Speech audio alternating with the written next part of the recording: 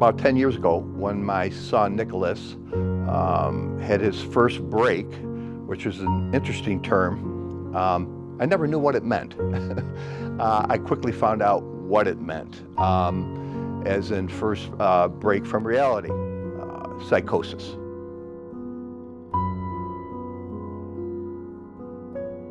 He graduated from high school though with a Regents diploma, started going to Buffalo State College, wanted to be a teacher like his dad.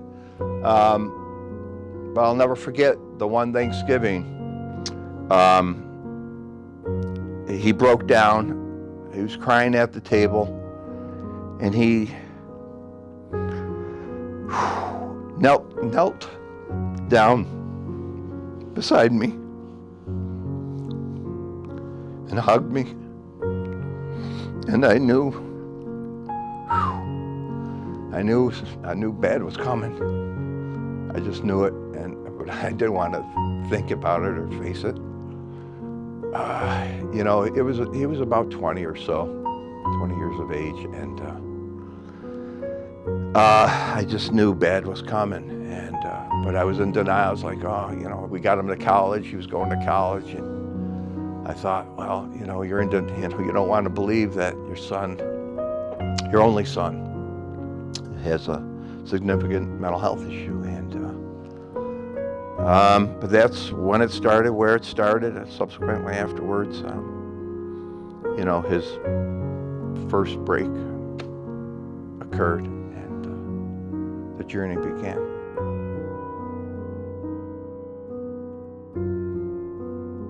I didn't know where to turn, as people don't. They, you know, this hits them like a semi-truck, and you don't know what to make of it. You're uninformed, and you don't know where to turn, and you end up, as my friend does, who we meet weekly, a blubbering idiot on the floor crying because you don't know what to do, where to turn, and it's just just total devastation, more so for the sufferer, my son, but for the whole family. And I didn't know where to turn, and I checked out. I knew I needed help. I checked out some other organizations, actually, mental health organizations, and I found NAMI. And I went to my first family support group, which now I'm a facilitator for. And I went to that group, and I thought that this is a place for me. NAMI provided support, education, and advocacy, and that's what I was looking for. And I just, it was very comforting, and just hearing the other stories and interacting with people and who had similar challenges that I was going through. The more involved I feel I'm involved with NAMI, the better I feel, frankly, because I surround myself with the NAMI family, and they understand where other people just don't. Unless you go through this experience, it's hard to describe, because it's indescribable, frankly. The trauma that's involved is just incredible, and it's very, very difficult. Right now, he's doing good. He's connected with a local mental health agency, Best Self. He gets an IM, intramuscular, to use the mental health vernacular, which is just a shot, an interjectable. Once a month, 400 milligrams of Abilify. He takes lithium on a daily basis. He understands and knows, finally, how important medication is. That's his lifeline. Without it, he'd be in prison, in the morgue, or homeless, eating out of dumpsters.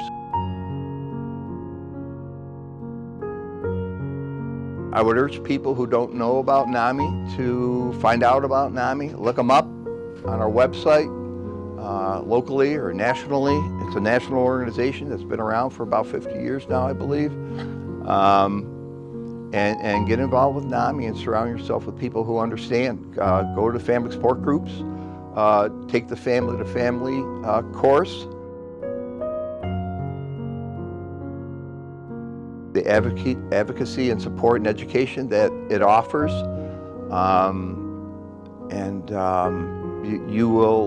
you'll feel a whole lot better.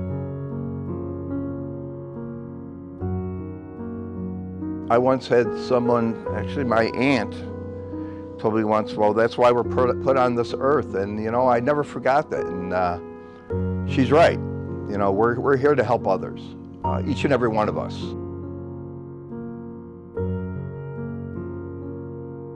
Nothing compared to NAMI because it offered concrete programs, as I mentioned before, and it just became a home for me.